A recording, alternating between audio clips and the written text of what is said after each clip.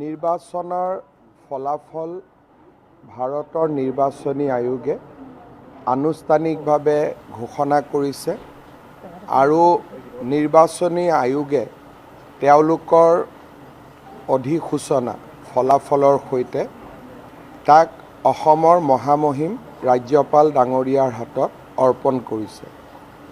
গণতান্ত্ৰিক প্ৰমূল্য আৰু পৰম্পৰা ৰক্ষা কৰি নিৰ্বাচনী আয়োগৰ অধিসূচনা ওলোৱাৰ ঠিক পিছতেই মই অসমৰ মুখ্যমন্ত্ৰী হিচাপে মোৰ পদত্যাগ পত্ৰ অসমৰ ৰাজ্যপাল মহোদয়ৰ হাতত অৰ্পণ কৰোঁ আৰু সমান্তৰালভাৱে অসম বিধানসভা চলিত অসম বিধানসভাখনি ভংগ কৰি দিয়াৰ বাবেও তেখেতক মই অনুৰোধ জনাওঁ।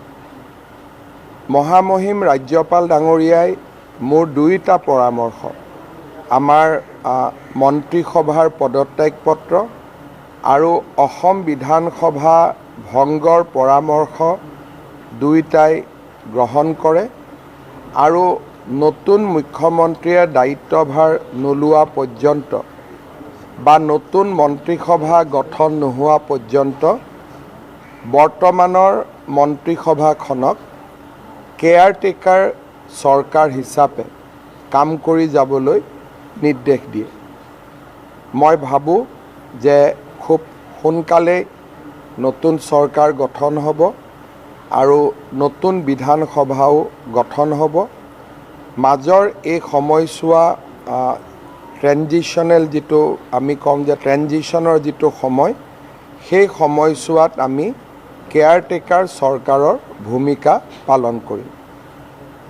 आज मैं असम के महामहिम राज्यपाल महोदय को साक्षात किया और गणतांत्रिक परंपरा को पालन करते हुए मैं और मेरा काउंसिल ऑफ मिनिस्टर्स दोनों का पदत्याग पत्र महामहिम राज्यपाल महोदय का सामने उपस्थित करवाए।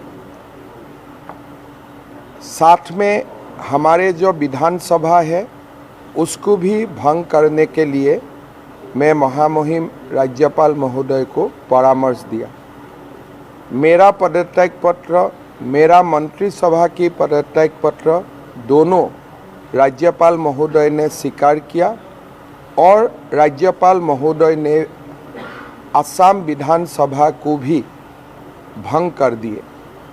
जब तक नया मुख्यमंत्री का शपथ नहीं होते हैं, जब तक नया मंत्रिसभा का गठन नहीं होते हैं, तब तक मुझे और मेरा मंत्रिसभा को केयरटेकर रूप से काम चलाने के लिए राज्यपाल महोदय ने निर्देश दिया।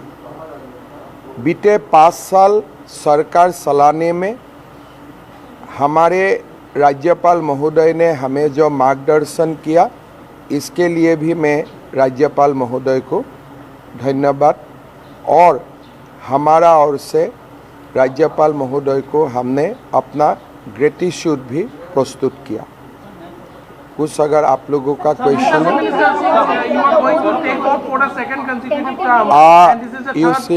you see, Sri J.P. Nadda and Sri Naib Singh Saini both have been appointed as an observer by our national president Sri Nitin Nabinji. Who will be the chief minister, who will be the next leader will be decided by the legislature party, and following the meeting of the legislature party, BJP and NDA will come back to this Lok Bhavan again and will stake claim to form a government. But leader of the legislature party is yet to be selected, so we should wait for the process to be completed. There are indications that oath will be post 11th of May, because we invited Honorable Prime Minister to kindly grace the swearing in ceremony of our government this time, because we are not only win with a century, but along with that, we also deliver a hat-trick. So a hat-trick with century, that is why we have invited Honorable Prime Minister to grace the occasion. However, the indication from his office that it will be possible only after 11th of May. ময়ো শুনি আছোঁ, কিন্তু মই ক'ব নোৱাৰোঁ যে 12 তাৰিখটোৱে date, কিন্তু 11 তাৰিখলৈকে নহয় সেইটো মই ক'ব পাৰোঁ। নতুন মন্ত্ৰীসভাৰ শপত গ্ৰহণ 11 মে'ৰ পিছত হ'ব। এতিয়া যোন মুখ্যমন্ত্ৰী হ'ব তেখেতে সিদ্ধান্ত ল'ব, নতুন মুখ হ'ব, পুৰণা মুখ হ'ব। বৰ্তমান আমাৰ বিধায়কসকলৰ সভা জে.পি. নাড্ডা ডাঙৰীয়া আৰু নায়েব সিং চাইনি ডাঙৰীয়াৰ উপস্থিতিত অনুষ্ঠিত হ'ব। বিধায়িনী দলৰ বৈঠকত নেতা নিৰ্বাচন হ'ব। তাৰ ঠিক লগে লগে NDAৰ বৈঠক হ'ব।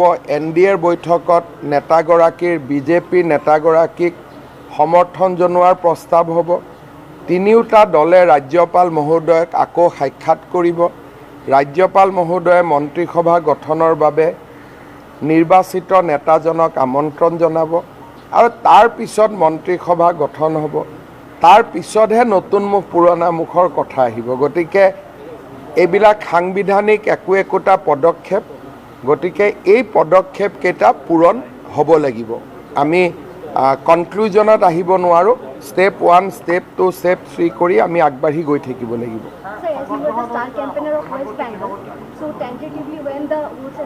I think neither you should ask me that question and neither I am authorized to reply to that question. হ'ব? বিধায়িনী দলৰ বৈঠক ডেফিনেটলি 11 তাৰিখৰ আগতে অনুষ্ঠিত হ'ব। যিহেতু 11 তাৰিখৰ পিছত শপত হ'ব, হয়তো 11 তাৰিখেও বিধায়িনী দলৰ বৈঠক হ'ব পাৰে, হয়তো 10 তাৰিখেও বৈঠক হ'ব পাৰে। আজি বা কালি সেই সম্পৰ্কত আমি নাড্ডা ডাঙৰীয়াৰ কাৰ্যালয়ৰ পৰা খবৰ পাম। ডেটটো জগত প্ৰকাশ নাড্ডা ডাঙৰীয়া আৰু নায়েব সিং চাইনি ডাঙৰীয়াই নিৰ্ধাৰণ কৰি আমাক জনাব আৰু সেই দিনতে বিধায়কসকলৰ বৈঠক হ'ব। Already central observers has been appointed, but they have not yet indicated the date. But I am sure that there will be oath in Bihar, there will be oath in Bengal. So a chronology will be followed, a sequence will be followed. So let us wait for today or tomorrow. By today evening or tomorrow, everything will be clear. Dhanyavad.